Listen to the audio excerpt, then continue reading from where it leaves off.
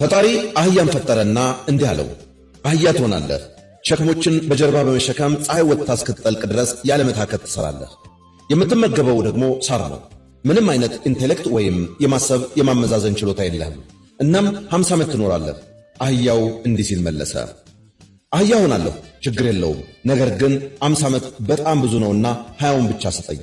እግዚአብሔርም የፍላጎቱን ሰጠው። ፈጣሪ ውሻን ፈጠረና እንዲህ አለው፣ የሰውን ልጅ ቤት ትጠብቃለህ። የሰው ልጅም እውነተኛ ጓደኛ ትሆናለህ። ከጌታህ የሚጣልልህን ፍርፋሪ ትመገባለህ። እናም 30 ዓመት በሕይወት ትኖራለህ። ውሻም ትባላለህ። ውሻው ሲመልስ ጌታዬ 30 ዓመት እጅግ ብዙ ነው፣ 15 ዓመት ብቻ ይበቃኛል አለ።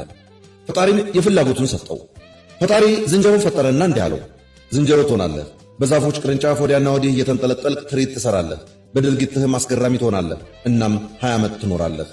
ዝንጀሮው ሲመልስ 20 ዓመት መኖር በጣም ብዙ ነው፣ 10ሩ ብቻ ይበቃኛል አለ። ፈጣሪም የምኞቱን ሰጠው። በመጨረሻም ፈጣሪ ሰውን ፈጠረና እንዲህ አለው፣ የሰው ልጅ ትባላለህ። በምድር ላይ ካሉት ፍጡራን አመዛዛኝ፣ አሳቢና ምክንያታዊ ፍጡር አንተ ብቻ ነህ። በሌሎች ፍጡራን ላይ ለመንገስም የማሰብ ችሎታን ትጠቀማለህ።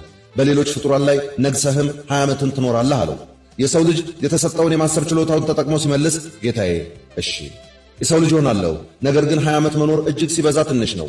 ስለሆነም 30 ዓመት አህያው የተቃወመውን፣ 15 ዓመት ውሻው አልፈልገውም ያለውን፣ እናም ደግሞ 10ሩን ዓመት ዝንጀሮ የማይፈልገውን ስጠኝ ሲል ጥያቄውን አቀረበ።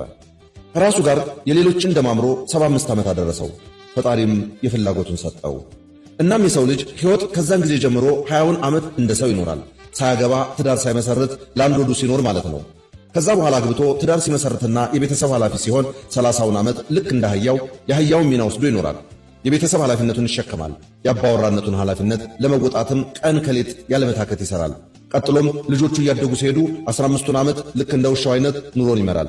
ቤቱን ይጠብቃል፣ ይንከባከባል፣ ከልጆቹ ተርፎ የሚሰጠውንም ይበላል። አርጅቶ እየሸመገለ በሄደ ጊዜም ጡረታ ይወጣና 10ሩን ዓመት እንደ ዝንጀሮ አኗኗር ዘይቤ ይኖራል። ልጆቹን አጎራብቶ ከአንደኛው ቤት ወደ ሌላኛው ቤት በመዘዋወር የልጅ ልጆቹን በማጫወት በማዝናናት ያለፉ ዘመናትን ታሪክ በማውራት ያሳልፋል። ሕይወት ማለት እች ናት።